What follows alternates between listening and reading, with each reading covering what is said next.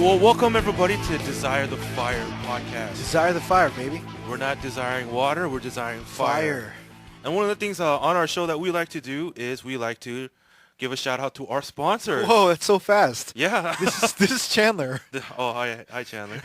You are? I'm DP. I'm glad our identities don't matter as much as these sponsors. Yeah, dude, we got to give them I think we have one sponsor right now. Okay. We're down to one sponsor. We're down to one sponsor. The other sponsorship pulled out. Hey, we have a sponsor. I'm just happy about that.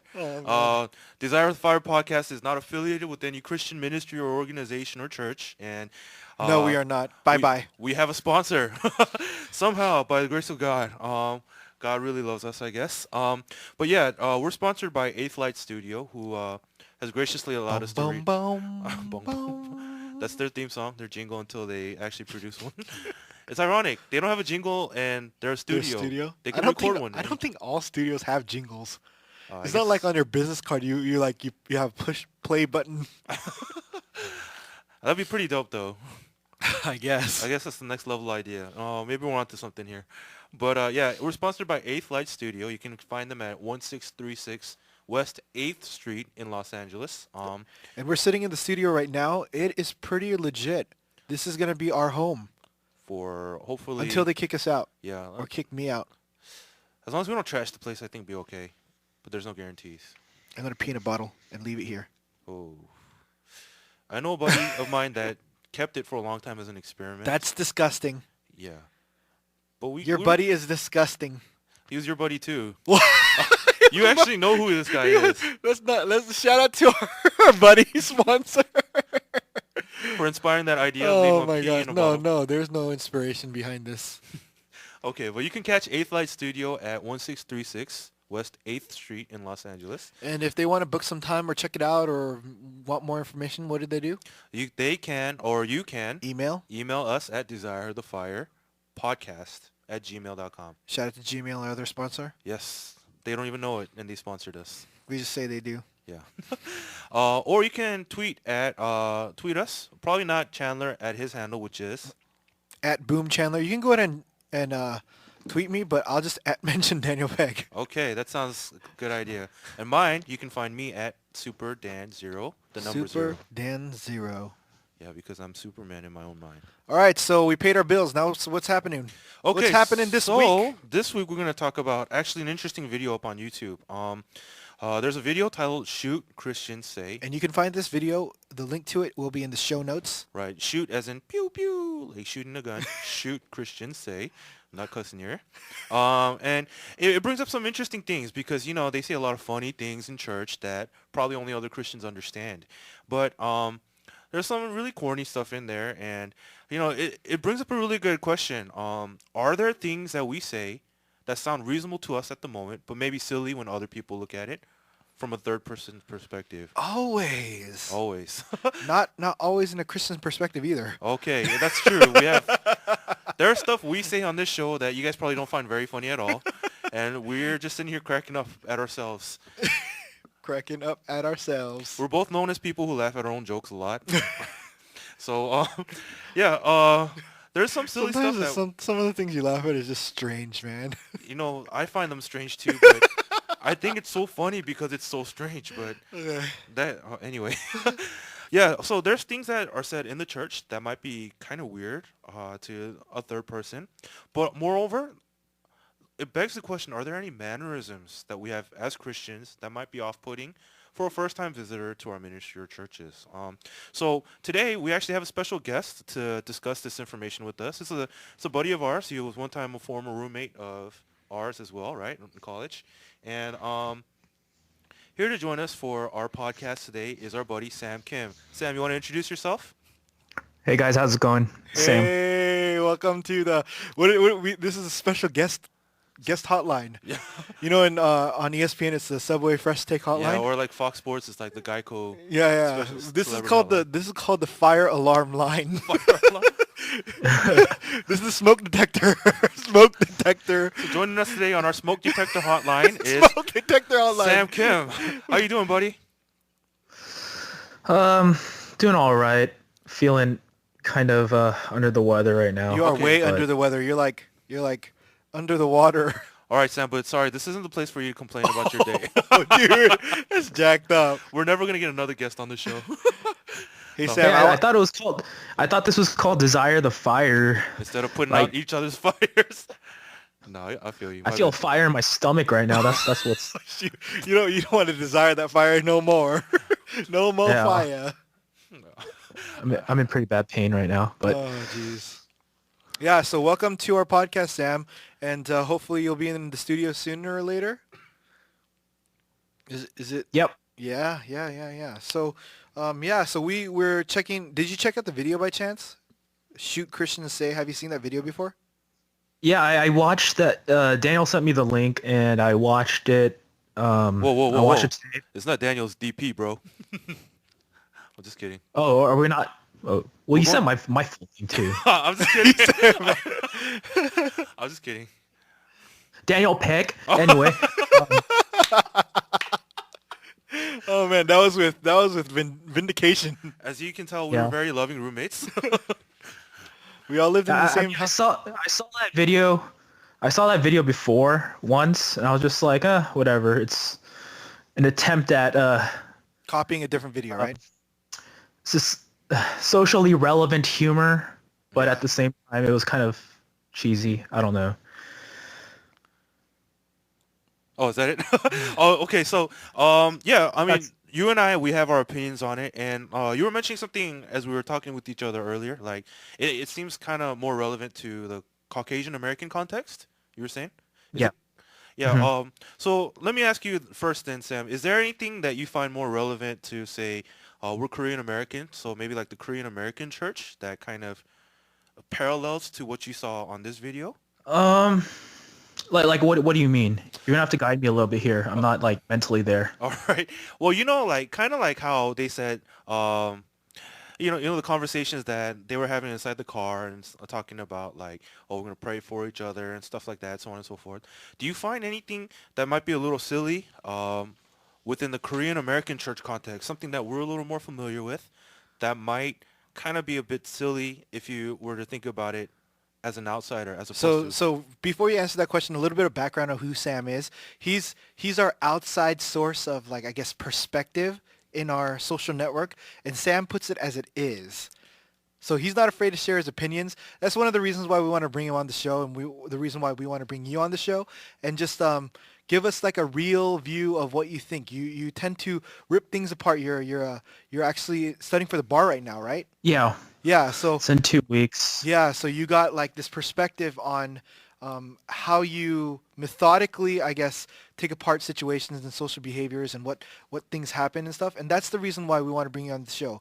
But just a little bit of background. But yeah, do you think that there's anything, I guess, what are your takes on it? I think what differentiates the Korean church from a Caucasian church or a multicultural church in that aspect, I think it's more like Koreans tend to have like their own distinct set of like mannerisms and things that they do. Like, for example, like, most Korean churches do the whole let's yell Jesus' name 3 times at like any random moment. That does And kind then of like not make sense. you a little bit. bring you bring a friend to a Korean church for the first time, and like they start doing that in the middle of service, and they're all just like, I came to meet friends and get some free lunch. What is this? But yeah, I mean, things like that. It's just kind of like it kind of puts newcomers and first timers in a situation where like they're kind of expected to know what this means, what they're supposed to do in these situations, but without actually even knowing, what it's all about. So I guess that's about situations. How about like things that we might say? Are there things that you think that there's things that Christians say that I guess doesn't really mean anything?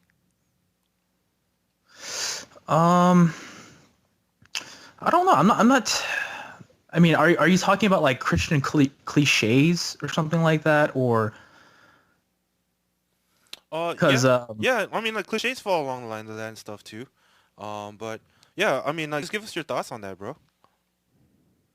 Um, well, I don't know how to speak about it in general terms, Hmm. but I guess like the Christian cliche that kind of like bothers me the most, I guess, is one where you probably all heard this one.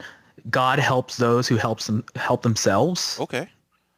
I've heard that like so many times. Like, you know, I don't know how to explain it, but it's Okay. um, I got you. So, like, what is your perspective on that particular phrase? well, first of all, I don't think it has a biblical basis. I mean, I know it's said to be meant in good gesture, good nature, but Hmm. um, I don't know. I think that phrase kind of implies like a works theology. We've got to do something in order for God to act. We have to assemble the 7 Dragon Balls before we summon God to ultimately like you know create this Yeah. yeah, there's this huge like magic spell that would just take care of everything instantly. No, it's not about that. Hmm. Even though even though we don't do anything, God's grace covers everything.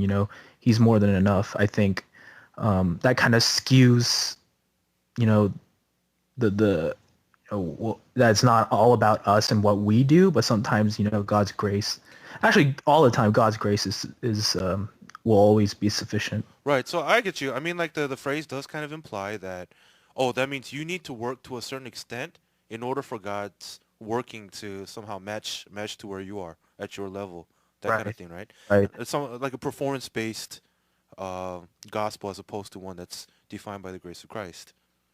Right.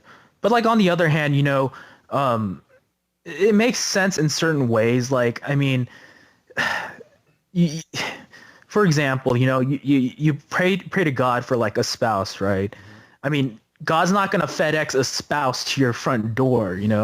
Like you've got to So reasonably do something to put that into motion. so even Like even actually, the term like God will provide is kind of like a Christian term that kind of doesn't make sense to most people.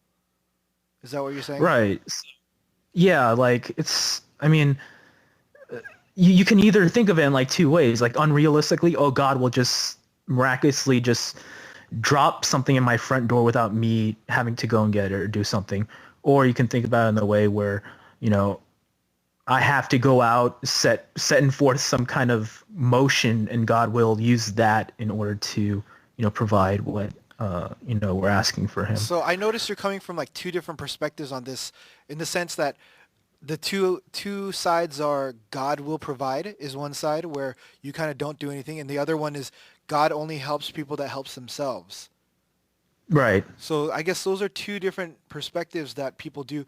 Do you think then we should live somewhere in the middle? Is that what you're saying? I don't know. I just think you just, I mean, this is another cliche. You just got to have faith. You got the Pray, cliches for sure. pray about it. And, as you go about your day, Pray about it. That's a big one. I think God can use both of those at his tools because, he's obviously omnipotent. He's all powerful, all knowing, all seeing. So, I mean, he can use, anything in your situation as you go about your day, when you go to school, when you go to church, as you're driving, as you're just going around and you meet random people. I think those are the situations where God, can use and maybe he will use. But I mean, no, realistically speaking, no one just sits at home doing absolutely nothing for their whole lives. Or Uh, most people don't. I totally feel you on this topic, and I think sometimes Christians put value or search for value in things that not necessarily hold that what they have to it or what they want to feel from it, kind of, where it becomes an emotional experience rather than like a faith-based experience. Because if you're like, oh yeah, he came and God used this person and the guy saved my life, like you want always something big or like something Right. emotional or something like, oh, I can put this as part of my testimony, which is another thing that kind of like, I guess people not in like in the church wouldn't understand like testimony. They would be like, oh, I just want to have a great life experience.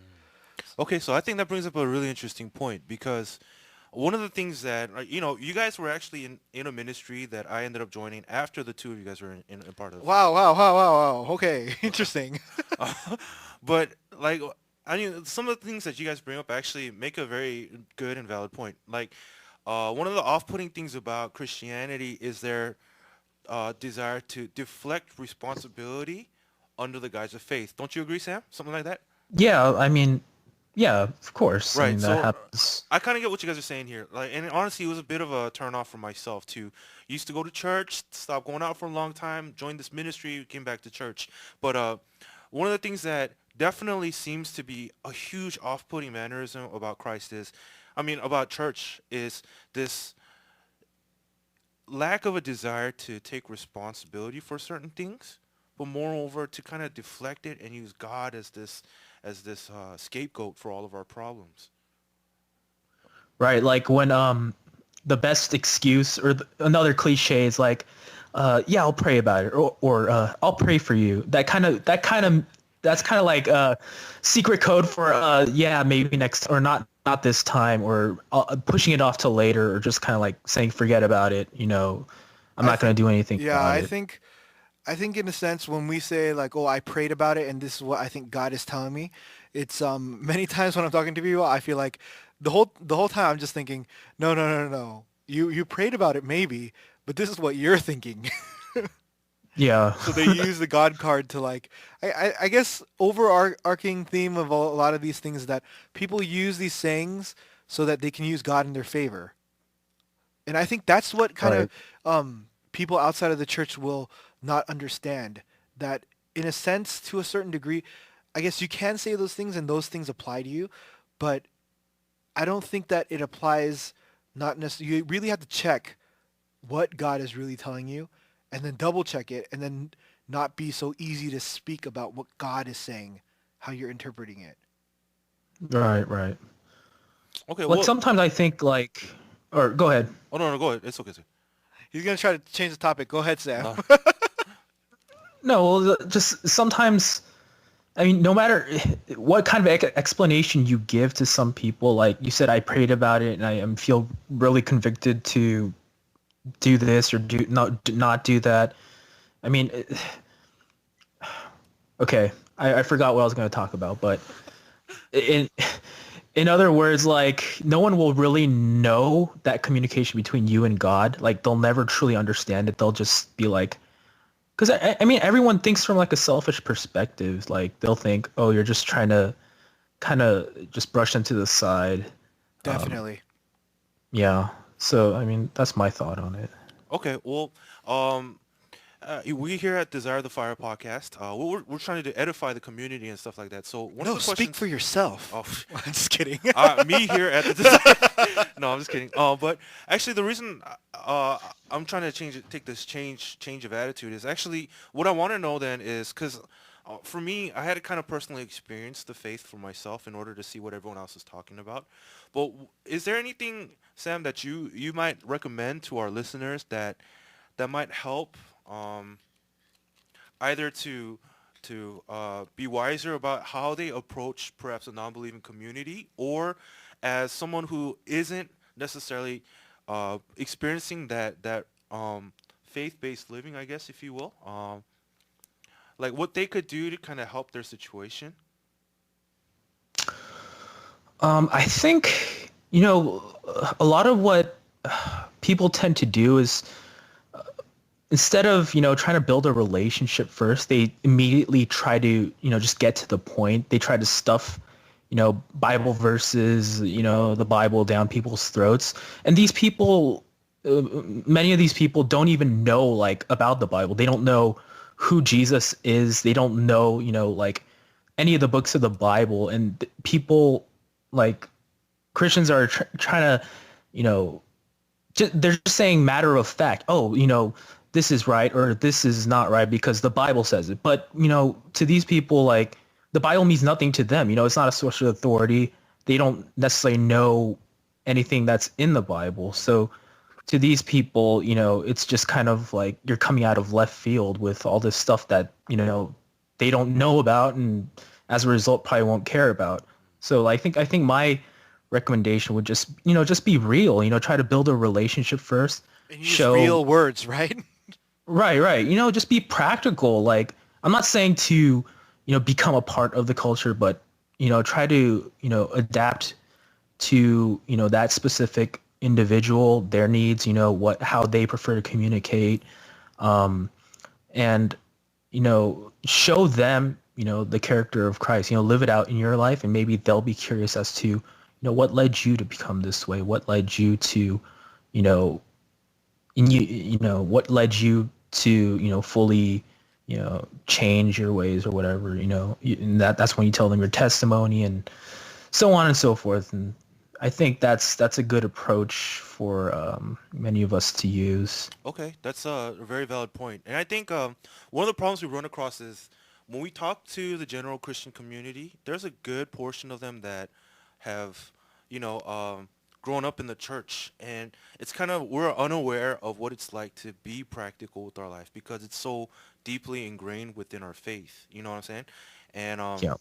like one of the things that I want to ask then is there any advice you might be able to impart to us about how to actually be more practical or relatable or anything like that? I think you just That's heavy, have man. to- You put a lot of like, Drop the bomb on you. yeah. Well, I mean, Sam's a deep thinker, so I like listening to what you have to say. I don't know, but Oh, this is just purely from my perspective. Like, I'm not like a pastor, or like a, no, like trust an me, Sam. expert on That's how why to we reach called out you. to people. That's why we called Yeah, you, I know. buddy. But I think you just gotta get yourself out there. Like I think so many Christians, they're afraid, to be, quote unquote, tainted by the world. They try to disconnect themselves from, all the modern culture. They try to not affiliate or associate themselves with, non-believers. They try, they migrate into their own, circle, because that's where they feel the most comfortable, obviously, like we all do. But I think it's to just get out there, go to the, Jesus went and he ate with sinners. He went to, parties of these, notorious, in modern terms, they would probably be equivalent of like, I don't know, you could say mobsters, I guess, gangsters, partiers, whatever. But he went out there and he exposed himself to those individuals. And, people told him he was a sinner for doing that, but I think there's a fine line between immersing yourself in the culture rather than, trying to connect with the culture in order to, build a relationship and, spread the gospel that way. Right. Well, I think I have another suggestion I could add on to what Sam was saying, and then let me know what you think about this. But part of what I see to be the problem in us trying to interact with perhaps a non-believing community is that we're going into this relationship, if you will, with this agenda of I need to get my message to you, as opposed to I just want to get to know who you are. Like Right. we want to project, hey, this is the gospel. You got to see this in me, in the way that I act, think, breathe, move, and live. And if you don't get that off of me, there was no point in me trying to get to know you. And it's hard to be genuinely interested in a new person because we're all timid people out there, And Right. it takes a lot of vulnerability on our part to be able to be willing to get to know a person for the sake of just knowing that person and Right. like investing our time in another person too. I don't know. What do you think? Me? Yeah, yeah. Oh yeah. Or I thought you were talking Chandler. Oh, no, no, But no. yeah, I mean that's definitely right. Like so many times you could just get caught up into a results oriented approach where you just feel like you have so many other things to do that, oh, I guess this person is not going to accept the gospel, so I might as well just move on, keep praying for that person. But like you said, I think we got to have the patience to kind of or actually just have a different approach where we just want to get to know people, try to love on them, and try to build a relationship that way, in the hopes that maybe somewhere along the line after, we've planted a seed, that they'll be able to, open themselves up to the gospel. And actually, I kind of have a relevant story to that. I have a friend who He grew up Catholic, and then he wasn't devout, but then he just like kind of dropped all religion altogether. And I always tried to like kind of, talk to him, share the gospel with him, but and I took him to a harvest crusade once where he came and he went down and I guess quote unquote accepted Christ through the prayer, but to this day he kind of just says like, no, I don't believe in that. But he told me we had dinner like a couple months ago, and he told me this.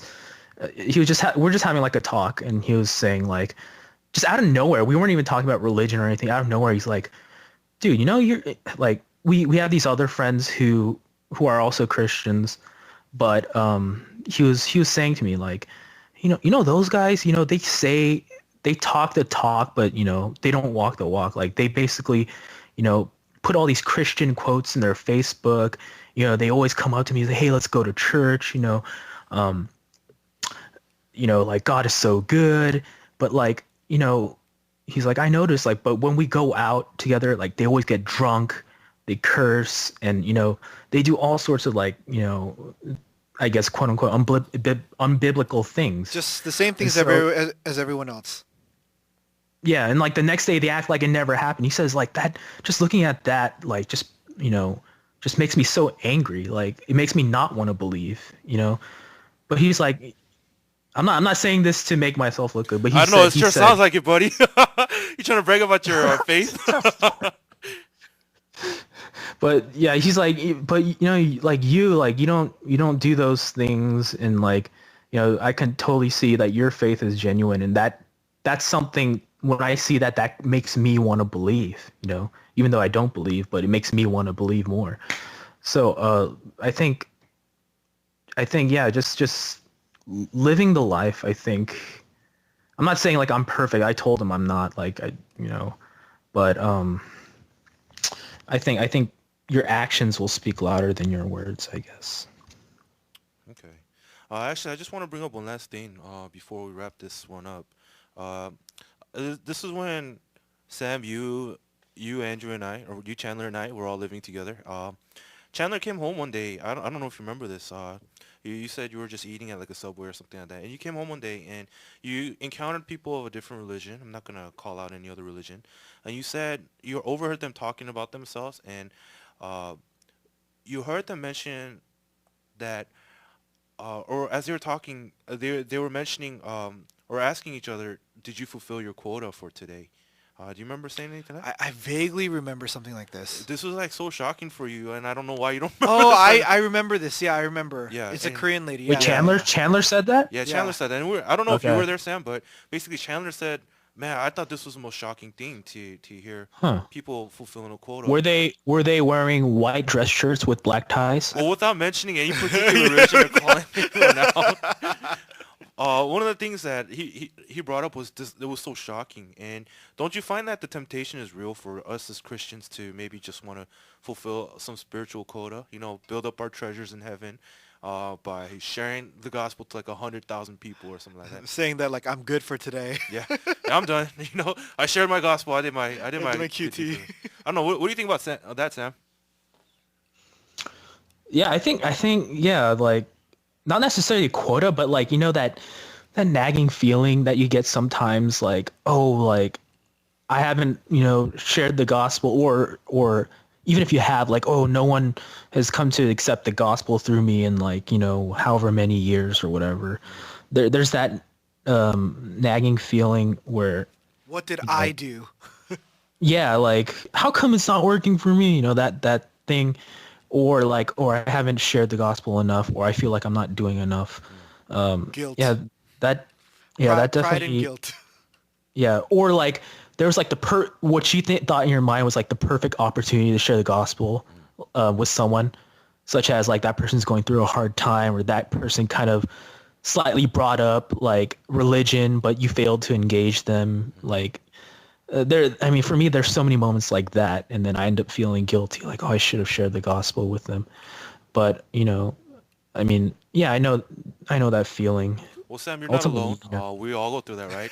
Do you have any Right. words of encouragement you could maybe give to our listeners to maybe help them get back on their feet after maybe a feeling of failure like that? I think ultimately you just gotta tell yourself, and I think this is true in all respects. Is it's ultimately up to God, to bring that person to salvation. It's not about you or what you say or what kind of, if you have the gift of gab, being able to, Gav. yeah, What kind being of able. what kind of obscure gift is this? Gift of I don't gabbing know. I've been away, man. around white people too much. Not calling out people from a specific. Well, I mean, white. Never mind. Go on. Yeah, gift of gab. But yeah, or in other words, if you don't understand that, if you're too dense to understand that, Not too uh, dense. We're if you too don't have the gift of speaking well, speaking like, well. yeah, that's the only way I could think of. Okay. But No, it was good alliteration though. I liked it. yeah, but now you ruined my concentration. You always do that. Gift of gab just came from nowhere, man. That's the most American expression I've ever heard, dude. I know. But yeah, but it's ultimately up to God, and if God gives the green light, and you were supposed to sh- s- you were supposed to share the gospel with them, it would have happened, I think. Now that goes into like another debate with like Okay, you just opened up another can we're not ready for right now, buddy. but just on the surface, I think if it was meant to be like, if they were meant to be saved on that moment, I think, no matter what you did, it would have happened. But then that goes into problems of like obedience and whatever, and you can disobey. But that's another podcast for theologians. But I think, yeah, if the time was right, then it would have happened. Yeah, theology's not allowed If on our podcast, buddy. That's too deep for us. We're just What kind of heathen podcast is two this? Christian idiots, man. We're just trying to have a good time, man. Get out of here, narc. Good time. I'm just kidding. All right. Well, I think that's just about all the time that we have for today. And actually, I just want to leave our listeners with a word of encouragement before we wrap everything up. Okay, so today's Bible passage comes out of the book of 1 Corinthians chapter 9, verses 19 to 23. And it says, "Though I am free and belong to no one, I have made myself a slave to everyone, to win as many as possible. To the Jews I became like a Jew, to win the Jews. To those under the law I became like one under the law, though I myself am not under the law, so as to win those under the law. To those not having the law, I became like one not having the law, though I am not free from God's law, but am under Christ's law, so as to win those not having the law. To the weak I became weak to win the weak. I have become all things to all people, so that by all possible means I might save some. I do all this for the sake of the gospel, that I might share in its blessings." At the end of the Woo day, woo. at the end of the day, I think each and Amen. every one of us, amen, each and every one of us has a certain responsibility to try to do our absolute best to see that God was honored through our lives, and that someone might be able to see the glory of God through each and every one of us. And so on that note, we really want to encourage you guys, our fellow listeners, all two of you guys. Sam, you're included in that too. No, And but I'm the other listener. and then actually Andrew's wife is the other listener. Just kidding.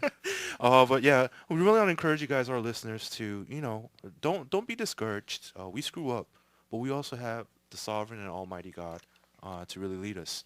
And all he asks us to do is to not just our part, but to really honor and edify his name. So we got a Yo, Sam. garbage disposal. Sam, what's going on? Oh, the garage. My parents just got home. The Oh, it's the garage garage open. door. So Okay. Well, we're gonna wrap up our podcast with that today. And on a closing note, we just want to ask you guys, to continue to support us in our podcast. We really love you guys, and we want to get connected with you guys. Go out to church. That's where we all need to be encouraging one another, and that's where we need to bring our unbelieving friends. And lastly, you can follow us on Twitter, contact us via email, whatever it is, and you can contact us through Twitter through Andrew's Twitter handle, which is No one will follow me anymore. no one will follow you anymore. At no one will follow you. That's too long. At Boom Chandler. At Boom Chandler, and my Twitter handle is superdan0. You can email us at Desire the Fire Podcast @gmail.com. And you can also follow us on Facebook. Make sure to rate our podcast at the end of this, or even during, or whenever you want to, on iTunes and Stitcher. 5 stars, baby. 5 stars. 5 stars. And please give us feedback. We'd love to hear from you. And on that note, we just want to say bye to y'all. Keep the fire burning. And we just want to say thank you to Sam. Shout out to Sam. You're like right here. Thanks for coming on. My stomach actually feels better now. Praise Dude, the Lord. Power of Jesus. I think it's the Holy Spirit emanating from the Wi-Fi, you know. God's working through that. We took your fire in your stomach and we desired it. Yeah. Kindle that fire. All right, man. Thank you, Jesus. We will see you guys in a week. See you later, Sam. See ya.